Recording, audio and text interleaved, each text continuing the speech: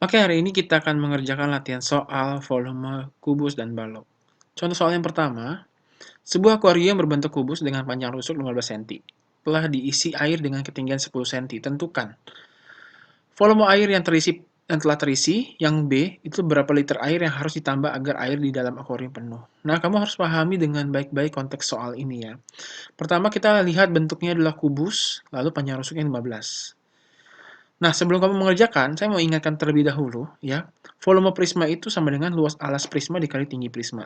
Ya, kubus atau balok atau tabung yang intinya yang alas sama tutupnya sama, bentuk ukurannya, itu disebut dengan prisma ya. Jadi, gunakan konsep luas ini ya. Luas alasnya ya tergantung bentuk alasnya. Segitiga yang pakai luas segitiga, persegi yang pakai luas persegi, begitu. Tapi intinya kalau mencari volume prisma itu harus luas alas prisma dikali tinggi prisma. Nah, selanjutnya kita harus menggambar ya, menggambarkan konteks ini. Ingat, akuarium ini berbentuk kubus, berarti kita gambar kubus. Lalu, diketahui panjang rusuknya 15. Maka, kamu harus tahu sifat dari kubus. Kubus itu memiliki 12 rusuk yang sama panjang. Berarti ini juga 15 ya. Oke, ada ikannya ya di akuarium. Panjangnya 15, lalu lebarnya pasti 15. Nah, di sini di soal bahwa telah terisi air dengan ketinggian 10 cm. Ya, ini batas airnya. Asumsikan ini adalah batas airnya. Dengan ketinggian air adalah 10 cm. Oke? Nah, kamu tahu ya, kubus itu kan panjangnya 15, lebarnya 15, maka tingginya pasti 15. Kalau dari sini sampai sini 10, maka sisanya adalah 5 cm. Ini adalah bagian ruangan yang masih kosong ya, yang belum terisi air. Nah, selanjutnya kita jawab dulu pertanyaan yang pertama. Volume air yang telah terisi. Jadi volume air yang terisi itu adalah sama dengan, ingat volume itu rumusnya adalah luas alas dikali tinggi. Nah, kita lihat ini bangunnya kubus. Maka kita gunakan luas alasnya adalah luas persegi. Dikali tinggi, bukan tinggi prisma. Kenapa bukan tinggi prisma? Karena kita hanya mencari volume air yang terisi, yang telah terisi. Nah, volume air yang telah terisi itu tingginya cuma 10, tidak 15, bukan sampai atas 15. Berarti, nanti jangan salah, tinggi airnya bukan 15, tapi 10 yang kita pakai.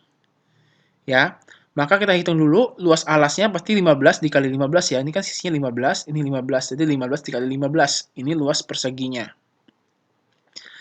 Dikali tinggi air, bukan tinggi prisma. Walaupun di sini katakan tinggi prisma. Kenapa harus tinggi prisma? Ini kalau luas alasnya prisma. Ditanya volume prisma. Tapi kan yang ditanya ini bukan volume prisma. Yang ditanya adalah volume air terisi. Volume air terisi itu hanya sekitar 10 cm sini nih. Cuma 10 cm. Makanya kita kalikan tinggi air. Ya, 10 cm.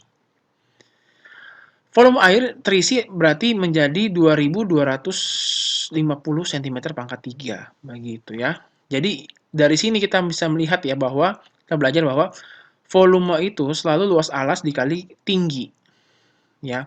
Tingginya ini tergantung konteksnya. Kalau ini kan ditanyakan tinggi air yang telah terisi. Makanya kita pakai tinggi air saja. Tapi kalau ditanya tinggi prisma, maka kita gunakan 10 tambah 5, 15. Kita gunakan tinggi prisma keseluruhan. Oke, kita lanjut yang ke B. Pertanyaan yang B. Volume air yang ditambah. Nah, coba kamu lihat ini di sini ya. Di sini ada bagian yang kosong. Ya. Bagian kosong ini juga masih termasuk dalam bagian kubus ini ya. Maka bentuk alasnya pun ini permukaannya berbentuk kubus juga begitu.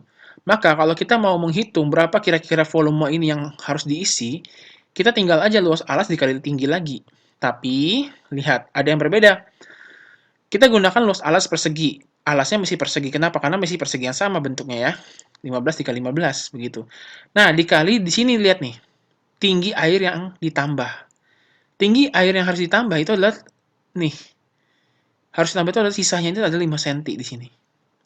Makanya kita gunakan tetap luas perseginya 15 kali 15 cm dikali, nah tingginya ini beda 5 cm. Kenapa 5 cm?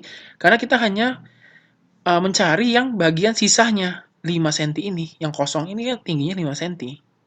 Begitu. Maka hasilnya adalah volume air yang harus ditambah itu adalah 1125 cm kubik. Nah, Ingat di soal, berapa liter? Berarti sentimeter kubik ini kita harus rubah ke liter. Dengan cara, kita tahu bahwa 1 desimeter pangkat 3 atau desimeter kubik, itu sama dengan 1 liter.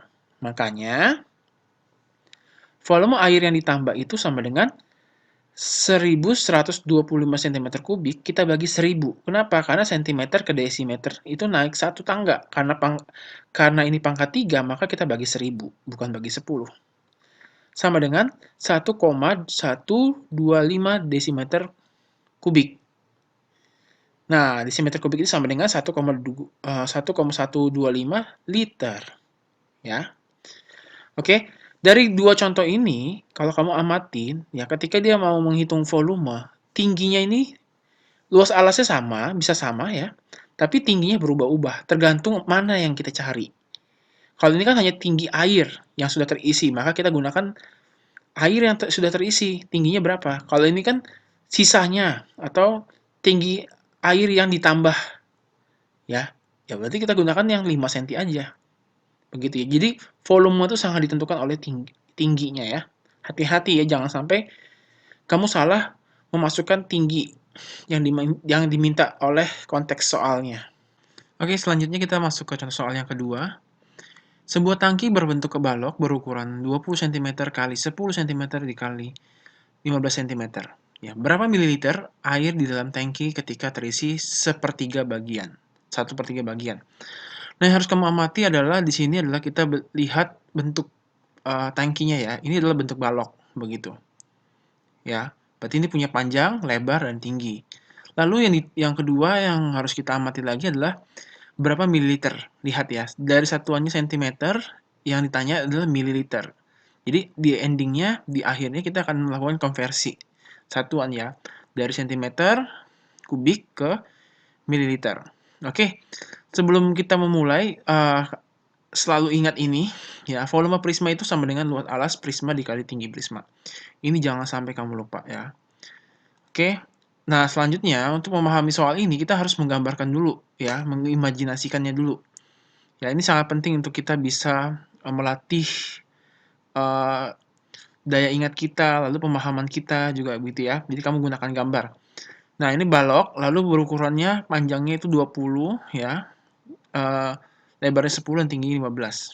Nah, lalu ini diisi sepertiga bagian ya. Anggap aja ini sepertiga bagian. Jadi bagian ini ke bawah ini adalah airnya ya, sepertiga bagian. Kalau kita bagi 3 berarti kan ya. Jadi satu volume full kita bagi 3. Nah, ini yang sepertiganya ya. Panjangnya 20 cm, lebarnya 10 cm, dan tingginya adalah 15 cm. Nah, kita jawab dulu ya. Untuk menjawab ini, kita harus jawab, cari tahu dulu berapa volume totalnya. Ya. Untuk kita mengetahui sepertiga bagian, kita harus cari keseluruhan bagian. Ya. Seluruh bagiannya berapa. Ya. Oke, seluruh bagiannya dengan cara ya kita menghitung volume seperti biasa. Ini kan adalah bentuknya prisma atau balok begitu ya. Jadi kapasitas wadah itu sama dengan volume ya, sama dengan luas alas dikali tinggi. Nah, karena bangun ini berbentuk dasarnya adalah persegi panjang, maka luas alasnya ini yang kita gunakan adalah luas persegi panjang. Lalu dikali tinggi balok. Karena kita mencari volume total, kita kalikan tinggi maksimumnya. Ya, oke. Nah, jadi kapasitas wadah itu 20 dikali 10 dikali 15. Hasilnya adalah 3000 cm pangkat 3 atau 3000 kubik air. Maksimum ya. Kalau penuh, airnya penuh satu balok ini. Nah, pertanyaannya adalah di sini berapa mililiter air di dalam tangki ketika terisi sepertiga bagian. Berarti sekarang yang kita cari adalah 1/3 bagian. Gampangnya adalah ya udah satu volume ini kan volume total semua. Bagian dari keseluruhannya 3000. Nah, kalau sepertiga berarti bagi 3 aja. Gampangnya begitu. Tapi kita hitung secara matematis aja ya. Jadi volume air terisi sepertiga bagian itu sama dengan sepertiga kali 3000 aja. Centimeter pangkat 3 atau 3000 cm kubik begitu ya. Kenapa dikali? Ya kamu harus tahu ya, sama aja. Sepertiga dikali 3000 sama dengan 3000 dibagi 3 begitu ya. Karena bagian keseluruhannya ini adalah 3000. Lalu kalau sepertiganya berarti kita bagi 3 ya. Oke, ingat konsep pecahan? Jadi hasilnya adalah 1000 cm3. Nah, ingat di soal ditanya adalah mililiter. Di sini kita harus melakukan konversi satuan dari cm pangkat 3 ke mililiter. Itu gimana caranya? Kita harus lihat penghubungnya apa. Nah, kita tahu bahwa 1 cm3 itu sama dengan 1 mililiter. Maka, volume air terisi sepertiga bagian ini kita bisa tulis sebagai 1000 mili. Begitu ya. Karena 1 cm3-nya sama dengan 1 mili, maka kalau 1000 cm3 atau 1000 cm3 sama dengan 1000 mili. Begitu. Oke? Selanjutnya. Nah, sekarang ini ada contoh soal lagi, latihan ya. Ini latihan. Coba jawab pertanyaan yang sama di bawah ini dengan cara yang berbeda dari contoh yang saya berikan. Jadi ini soal yang sama yang seperti tadi, yang contoh pertama. Saya minta kamu kerjakan ya, volume air yang terisi, cari volume air yang terisi, lalu berapa liter air yang harus ditambah. Tapi caranya harus beda. Ya, walaupun caranya beda, hasil tetap sama. Ya, segini. Oke, coba kamu pikirkan. Terima kasih.